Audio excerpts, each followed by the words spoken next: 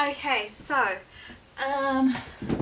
today I just want to show some of my favourite supplies for Bible journaling. Okay, my first and most used supply for Bible journaling are these Faber-Castell Pitt artist pens. In particular, I love and use all the time the fine and super fine pens. I actually need to buy an extra super fine, but I don't have one yet. So I'll show you some things that you can do with a Faber-Castell Pitt artist pen and some reasons why I love them. So here's the first page using the Pitt artist pen. I've just used different fonts and just used the pens alone and one thing of stickers. And so yeah, it's just an easy effect, and as you can see I can go over the back of it easily. There's no bleed through, a bit of shadowing but no bleed through, which is perfect. Another example of the Pitt artist pen can be seen over here. Again, I use a sticker and just Pitt artist pen, and again no bleed through, just some shadowing, which is easy to cover. So yeah, that's the Pitt artist pen, but you can also use colour to add colour to the Pitt artist pen. That's another reason why these are awesome, because once you let them dry, which doesn't take long, a couple of seconds or so, then you can paint on them and they're waterproof and they still don't bleed through. Cool. So there's two types of paints I use. The first type is these shimmery watercolours, and there's these shimmery watercolours on here. You probably can't see it that well, but they are sparkly. And these are from the warehouse and they only cost me $7. They're kids paints. You can actually use any kinds of paints. And the second type are these, this Colorware watercolour, and I brought these from the local high school which I work at, and so yeah, these only cost me $10, which is what the students pay for them, and they just have different colours. So an example of this colour use is over here. As you can see, it's quite bright. I don't think you can even see the brightness of it on the camera because it looks a bit bright, like the lighting is a bit bright, so it dulls out some of these colours, but this is very vivid colour. And so to apply these two paints, I like to use my water pen or water brush or flow brush, as my sister tells me they are correctly called. So I'll just show you how to do that. So this is a flow brush or a water pen or a water brush, whatever you call it. And what it is you just fill up the water in here, and then you don't need any water for using your paintbrush. You just squeeze a bit and water comes through the tips. This is a really cheap one. I got about 3 for about $2 or $1.90, around there anyways, from AliExpress.com, which is a Chinese wholesaler, but you can also buy them in your local art shop. They're just a little bit more expensive. So I'll show you both working. I like to do two things: either squeeze the water into the side and then use the colour. So these sparkly ones are a bit light or translucent, which is actually cool in Bible journaling for going over words and making sure they're not covering any words. But yeah, that's how you apply it. And then when you're finished with it, or you can put the water straight onto the palette.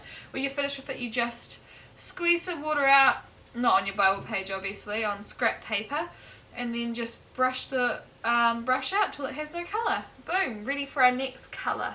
So I'll show you the other palette.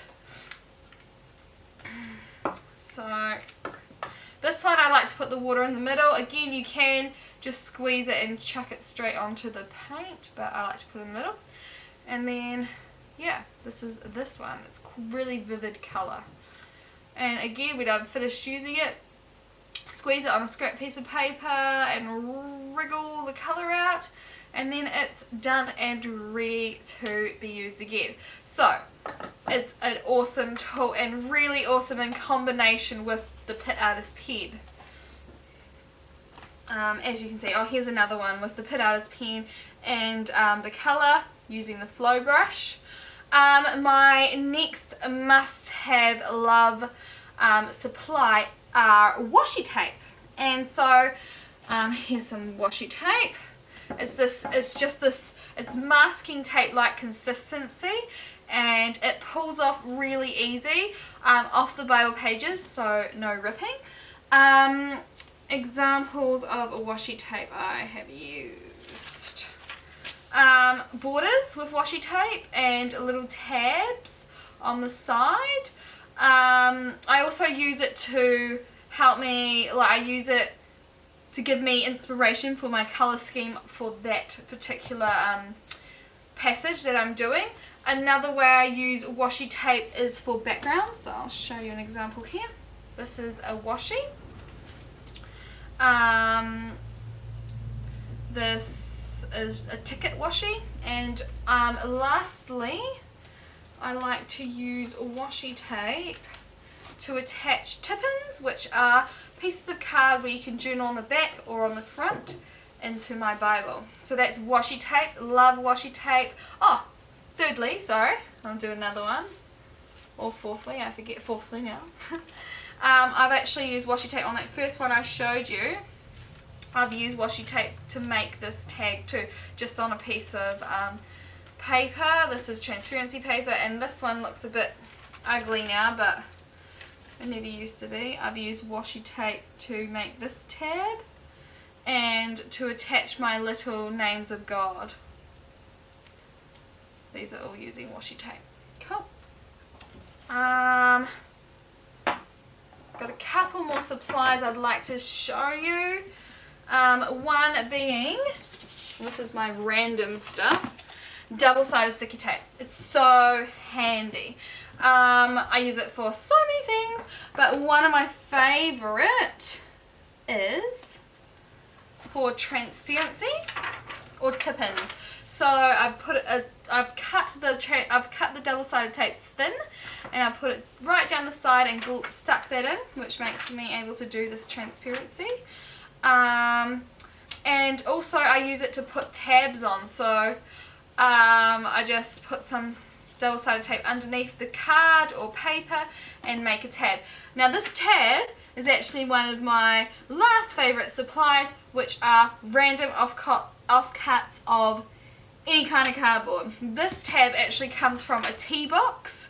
It's the picture design on the front of the tea box, and I just cut it out and used it as a Bible tab. This tab over here is from the Nutri-Grain box. We've got, what else do we have? Random tabs. Oh, the one I showed you before, this is from a photo invitation that I received. I also have used, here's another tea box. So I just like using random pieces of material to make tabs. This first one was used from a Cotton On Kids tab from the clothing. So here's some more that I'm going to use. This is from a kids clothing tab. I've just cut off the end of it, and I'm going to use that and maybe stick some string through it to make a tab sometime. This is another tea box flap. Also, as well as making tabs of random material, I've also used random material in my Bible. These parts here are not actually stickers, they're actually bunting. This was triangular from my baby shower that I had. So these were hanging up everywhere, and so I just cut them up and used them for tab and cool embellishments. So yeah, I'm all into double-sided tape. I'm all into looking for things and being like, oh, I can use that in my Bible journal, and double-side it into it. Yeah, so last of all, something I like to use in my Bible journal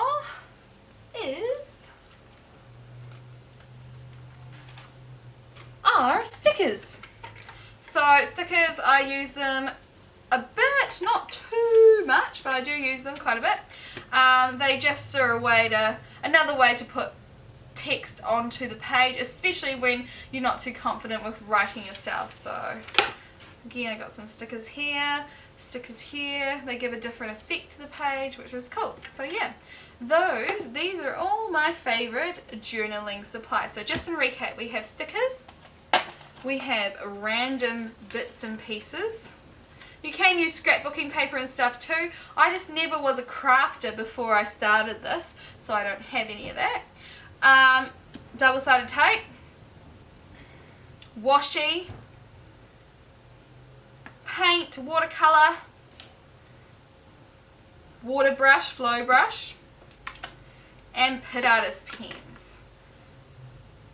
If you got any of these, you don't need all of them, but if you've got these, it's really easy to start your journaling experience. If I was to just pick and I couldn't have all of them, I would choose my Pitt Artist pen, at least one of them, a flow brush, and some kind of paint, whether it was watercolour, any cheap watercolour, even watercolour pencils, but some kind. So I would probably choose these if I had to choose only a couple of materials to use.